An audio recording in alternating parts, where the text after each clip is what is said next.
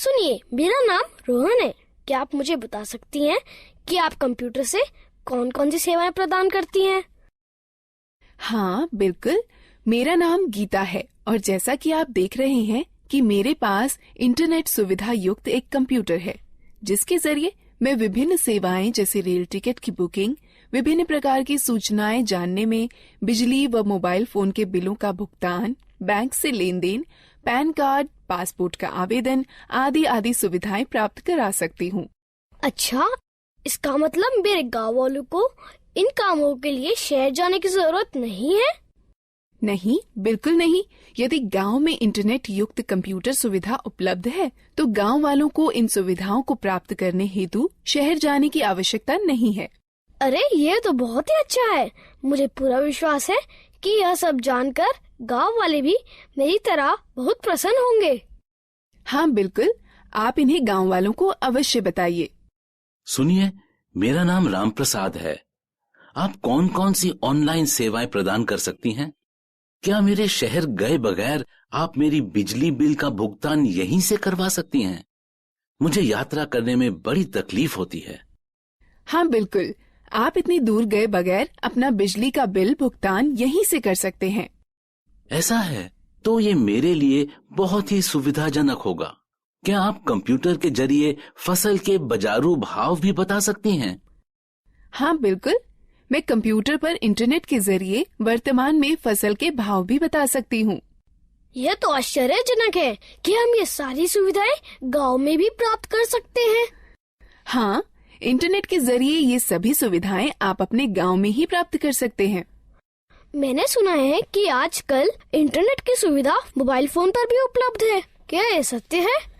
हाँ रोहन, न केवल मोबाइल फोन बल्कि आजकल लोग स्मार्टफोन अथवा टैबलेट पर भी इंटरनेट कनेक्शन का उपयोग बहुत सारे कामों के लिए करते हैं। यह सब सुनने में बहुत रुचिकर लगता है। क्या आप मुझे कंप्यूटर, स्मार्टफोन और टैबलेट के बारे में सिखा सकती हैं? बिल्कुल रोहन, कृपया बैठ जाइए। मैं आपको कंप्यूटर, स्मार्टफोन और टैबलेट के बारे में और अधिक बताती हूँ। बाकी आप लोग भी बैठ जाइए, जिससे मैं आप सभी को डिजिटल यंत्रों के बारे में और अधिक बता सकूं।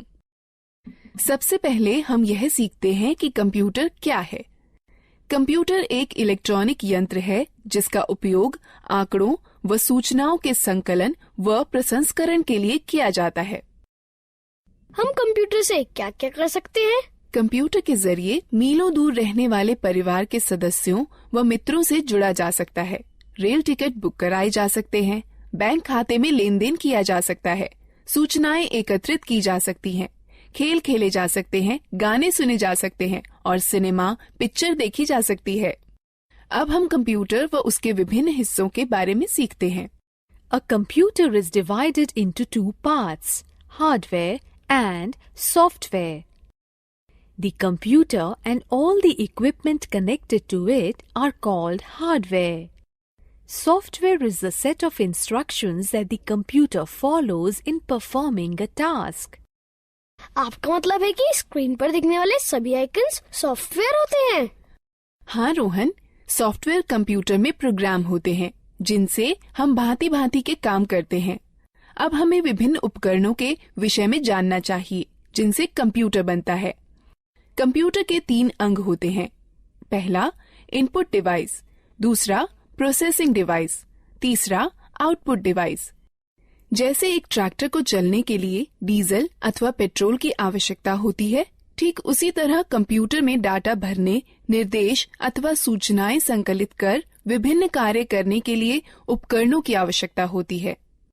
Devices which are used to insert data, instructions or information into a computer are called input devices.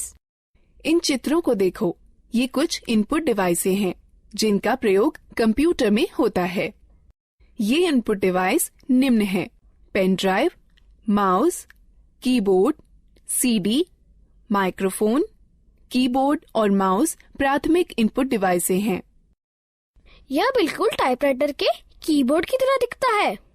हाँ, इसमें कुछ अतिरिक्त बटन अवश्य है। सामान्य कीबोर्ड के बटनों के साथ इसमें कुछ अंक एवं विशेष बटन अवश्य होते हैं।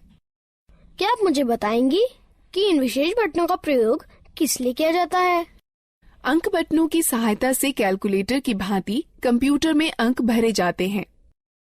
नेविगेशनल बटन मार्गदर्शक बटन होते हैं जो मॉनिटर पर पेज देखने में सहायक होते हैं। प्रोग्राम में पेज अप बटन विषय के दिखने वाले भाग और कर्सर को स्क्रीन पर आगे बढ़ाता है। प्रोग्राम में पेज डाउन बटन विषय के दिखने वाले भाग और कर्सर को स्क्रीन पर पीछे करता है। प्रोग्राम में होम बटन कर्सर को विषय के आरंभ में ले जाता है। प्रोग्राम में एंड बटन कर्सर को विषय के अंतिम लाइन में ले जाता है। प्रोग्राम में ये तीनों बटन संपादन बटन कहे जाते हैं, जो कंप्यूटर में पठनीय विषय में संशोधन करने में सहायक होते हैं। ज्यादातर लेख संपादन प्रोग्रामों इंसर्ट बटन का प्रयोग किसी लेख में शब्दों को भरने और लिखावट पर शब्दों के पुनर्लेखन में होता है। डिलीट बटन लेख संपादन प्रोग्रामों में एक एक कर अक्षर दाईं ओर मिटाता है। बैकस्पेस बटन लेख संपादन प्रोग्रामों में एक एक कर अक्षर बाईं ओर मिटाता है। ये 4 बटन किस काम के लिए प्रयोग किए जाते हैं? ये चारों बटन दिशा निर्देशक बटन कहलाते हैं। ज्यादातर लेख संपादन प्रोग्रामों में ऊपर की तरफ तीर के निशान वाला बटन कर्सर को स्क्रीन पर ऊपर की ओर ले जाता है। ज्यादातर लेख संपादन प्रोग्रामों में नीचे की तरफ तीर के निशान वाला बटन कर्सर को स्क्रीन पर नीचे की ओर ले जाता है। ज्यादातर लेख संपादन प्रोग्रामों में बाईं की तरफ तीर के निशान वाला बटन कर्सर को स्क्रीन पर बाईं की ओर ले जाता है। ज्यादातर लेख संपादन प्रोग्रामों में दाईं की तरफ तीर के निशान वाला बटन कर्सर को स्क्रीन पर दाईं की ओर ले जाता है। क्या तुम F1 से F12 तक के बटनों को देख रहे हो?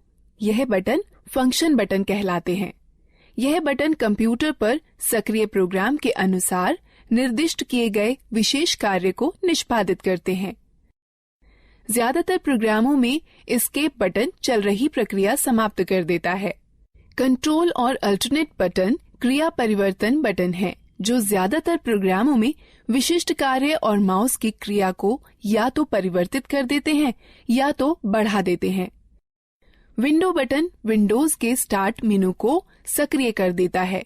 यह बिल्कुल वैसे ही होता है जैसे कि टास्क बार के स्टार्ट बटन पर क्लिक करने से होता है।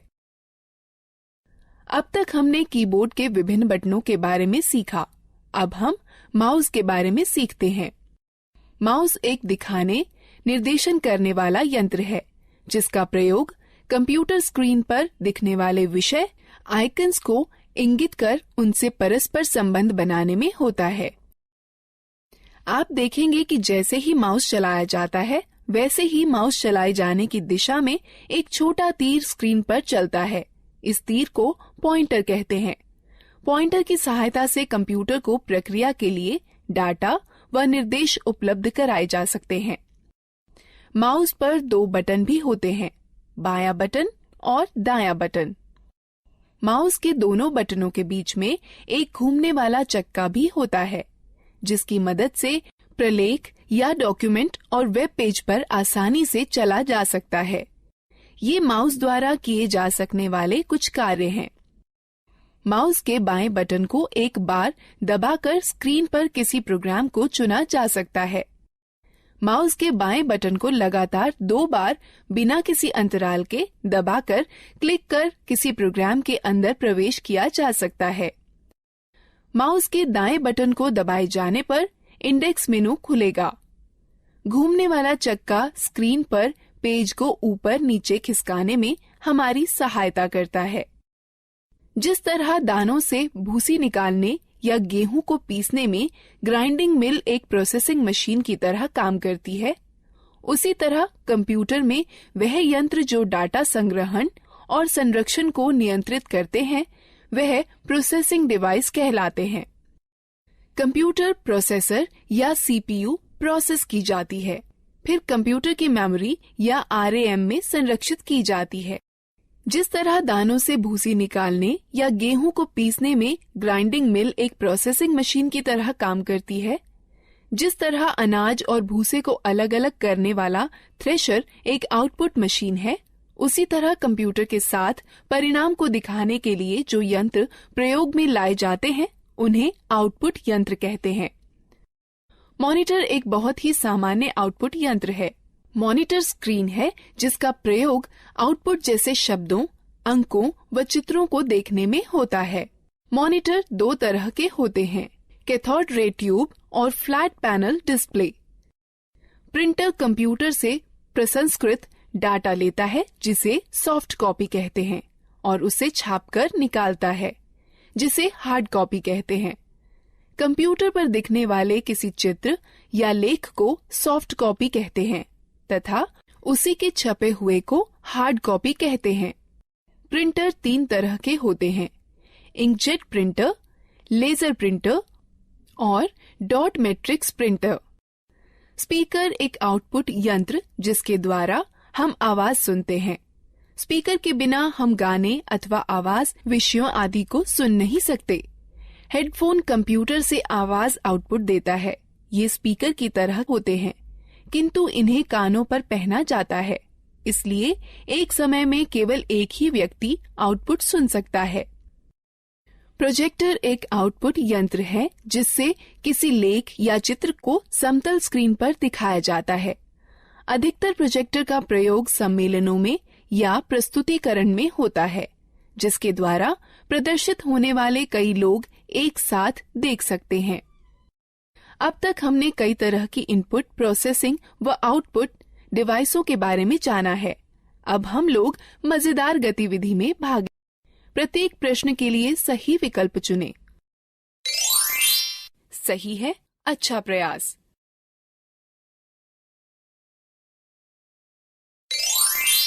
सही है, अच्छा प्रयास।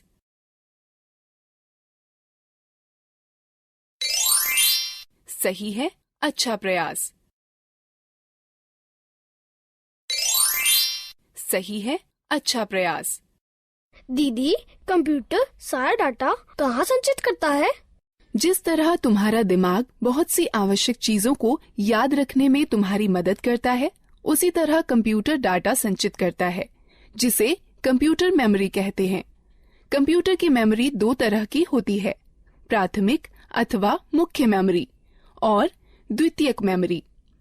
मुख्य प्राथमिक मेमोरी बहुत तेज है, इसे रैम कहते हैं। इसका अर्थ रैंडम एक्सेस मेमोरी अथवा रैम होता है। कंप्यूटर की गति रैम पर निर्भर करती है।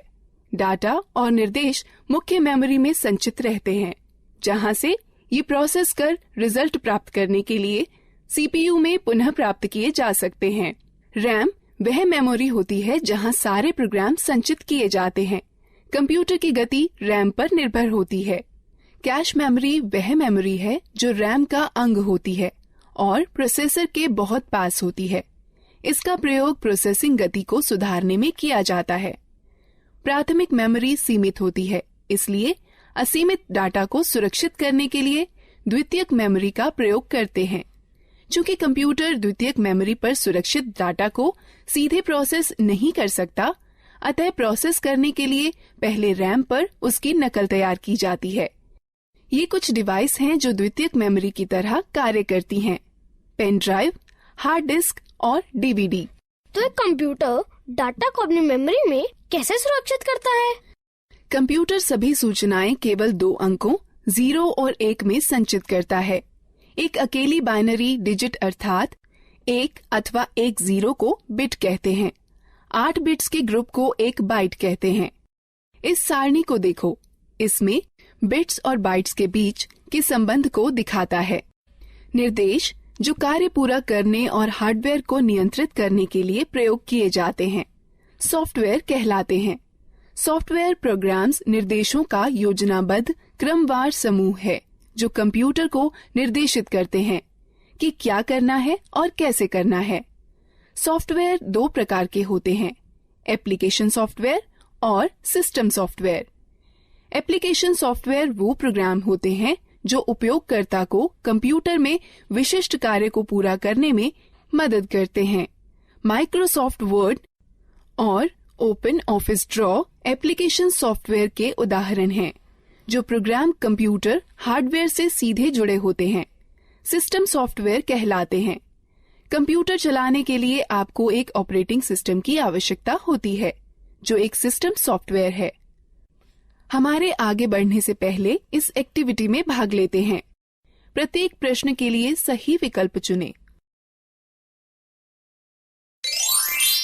सही है, अच्छा प्रयास।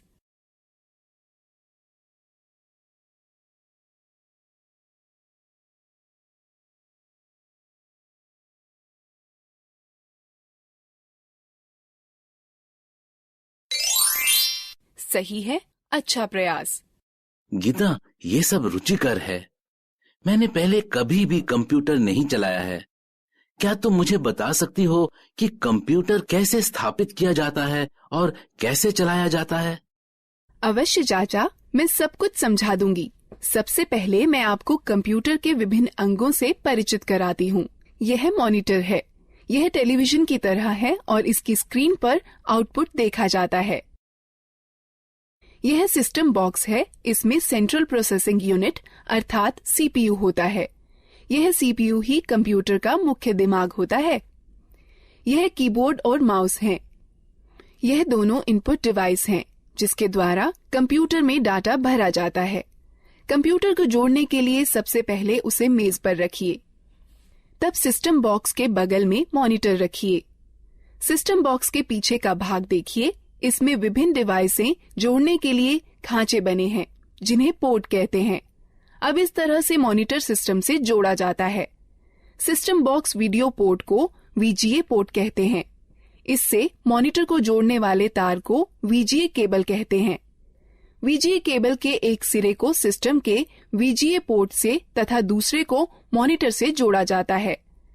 कीबोर्ड दो प्रकार के कनेक्टर वाले होते हैं, PS2 कनेक्टर अथवा USB कनेक्टर।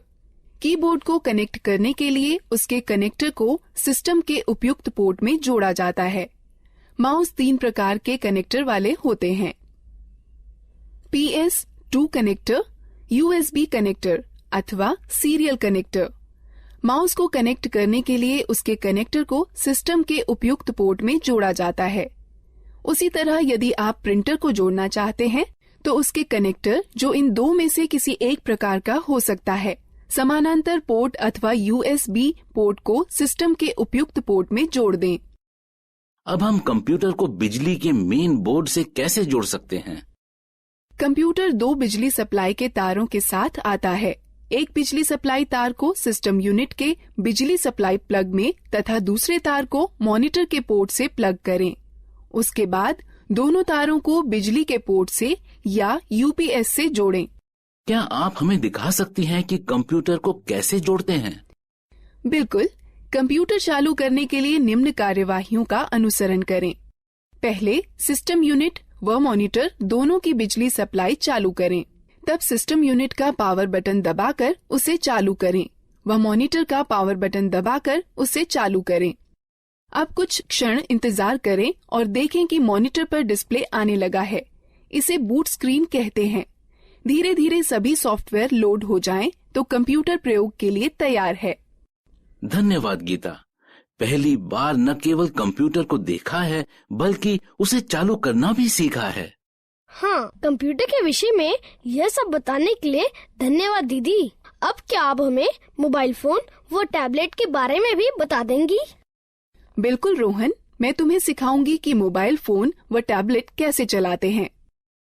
हाँ, मैं भी इन चीजों के बारे में सीखना चाहता हूँ।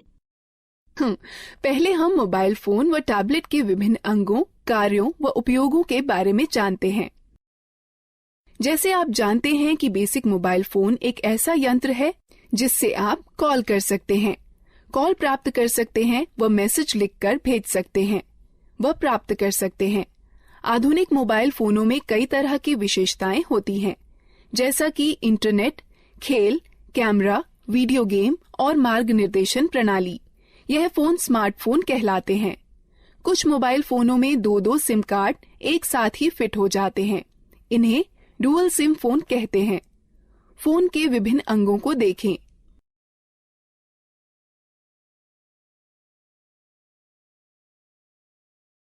गीता, क्या तुम मुझे दिखा सकती हो कि फोन में सिम व बैटरी कैसे डालते हैं? बिल्कुल, बस निम्न प्रक्रियाओं का अनुसरण करें। पहला, फोन को स्विच ऑफ कर दें और पीछे का कवर निकाल दें। उसके बाद फोन की बैटरी निकाल दें। तब सिम खांचे में सिम डाल दें। अंत में बैटरी व कवर पुनः लगा दें और फोन को चालू करें। धन्यवाद गीता, मुझे फोन की बैटरी चार्ज करने में भी समस्या होती है। चिंता न करें, बस निम्न प्रक्रियाओं का अनुसरण करें। पहला, चार्जर को दीवार पर बिजली के बोर्ड में लगाएं। तब चार्जर को फोन में लगाएं। कुछ समय बाद जब मोबाइल बैटरी फुल दिखाए तो पहले चार्जर को फोन से निकालें, फिर दीवार से निकालें। मैं आपको सिखाती हूँ कि फोन के बटनों को लॉक व अनलॉक कैसे किया जाता है। हमें बटनों को लॉक क्यों करना चाहिए? चाचा, जब आप लंबे समय तक फोन का प्रयोग न कर रही हों तो उसे लॉक करके रखना अच्छा होता है। इसकी यह प्रक्रिया है। फोन लॉक करने के सिलेक्ट मेन्यू पर जाइए और स्टार बटन दबाइए। अब ये लॉक कैसे खुलेगा? इसे खोलने के लिए फोन का अनलॉक बटन दबाइए और तब स्टार बटन दबाइए। मेरे पास ये नया मोबाइल है और मुझे यहाँ तक नहीं पता है कि इसकी विशेषताएं कैसे देखें। आप अपने मोबाइल की विशेषताएं देखने के लिए पहले मेनू आइकन छुएं या मेनू बटन दबाएं, जिससे फोन के सारे फीचर दिखाई पड़ने लगेंगे। और पीछे जाने के लिए पीछे आइकन को छुएं या बटन को दबाएं। पुनः आरंभ में जाने के लिए होम आइकन को छुएं या बटन को दबाएं। बेसिक फोन अथवा टच स्क्रीन फोन रिंगटोन घंटी बदलने के लिए निम्न प्रक्रिया अपनाएं। बेसिक फोन के लिए पहले मेनू चुनें, फिर सेटिंग, तब टोन चुनें और फिर खिसक कर रिंगटोन पर जाएं। तब गैलरी खोलने के लिए खिसक कर गैलरी पर जाएं, जहां पर कई रिंगटोनों की सूची दिखाई देगी। अब आप अपनी इच्छा अनुसार टोन का चयन कर सकते हैं। टच स्क्रीन फोन रिंगटोन बदलने की प्रक्रिया। पहला, होम आइकन को छुएं, फिर मेनू आइकन को छुएं, फिर पर्सनलाइजेशन सेटिंग्स आइकन को छुएं, फिर सेटिंग आइकन को छुएं, फिर प्रोफाइल सेटिंग आइकन को छुएं। तब रिंगटोन या नोटिफिकेशन रिंगटोन आइकन को छुएं। तब रिंगटोन की सूची में खिसक कर अपनी इच्छानुसार रिंगटोन चुनें। तब ठीक ओके आइकन को छुएं। मैं अपने फोन में अलार्म सेट करना चाहता हूँ। क्या सुबह जल्दी अलार्म सेट करने में आप मेरी मदद कर सकती हैं? निम्न प्रक्रिया से आप स्वयं कर सकते हैं। बेसिक फोन के लिए पहले मेनू में अनुपयोग चुनें, फिर अलार्म घड़ी, उसके पश्चात अलार्म का समय सेट करके सेव चुनें, फिर खिसक कर रिंगटोन पर जाएं। यदि आप अलार्म को दोहराना चाहते हैं तो चयन के विकल्प में जा दोहराना, फिर दिनों का चयन कर संपन्न चुनें। टच स्क्रीन फोन में निम्न प्रक्रिया अपनाएं।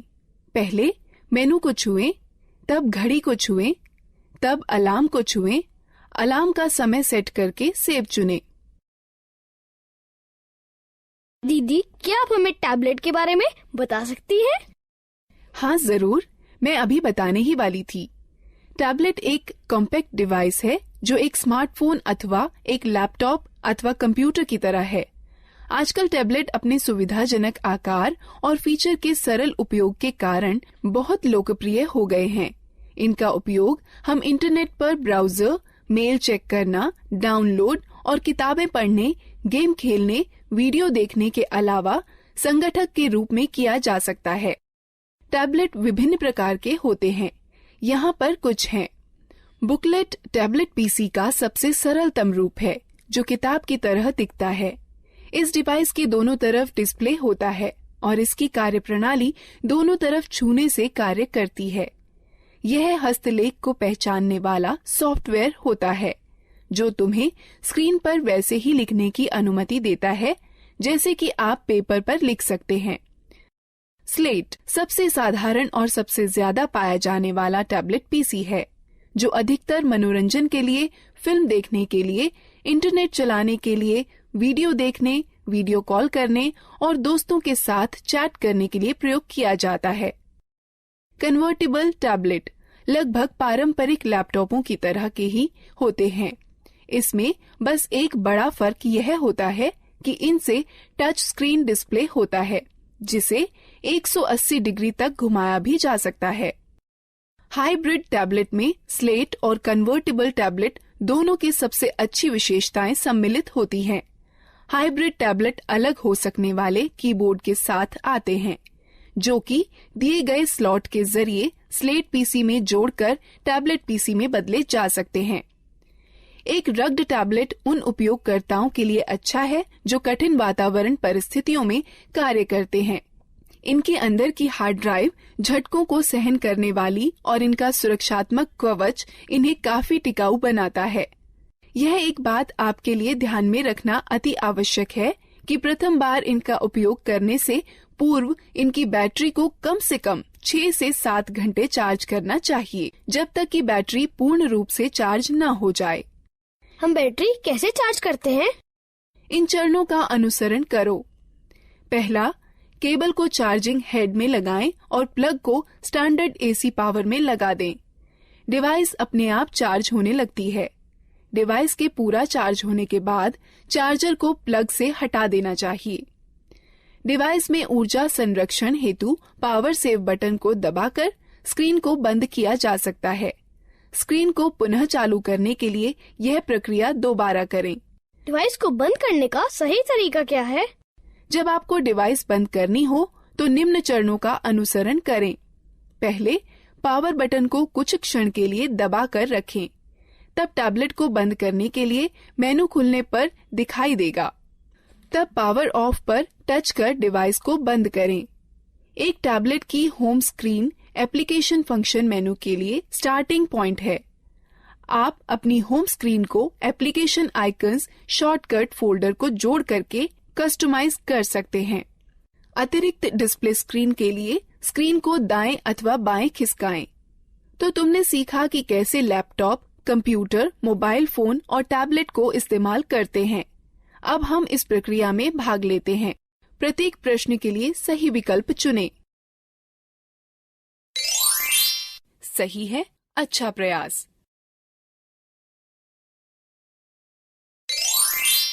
सही है, अच्छा प्रयास। सही है, अच्छा प्रयास। सही है, अच्छा प्रयास।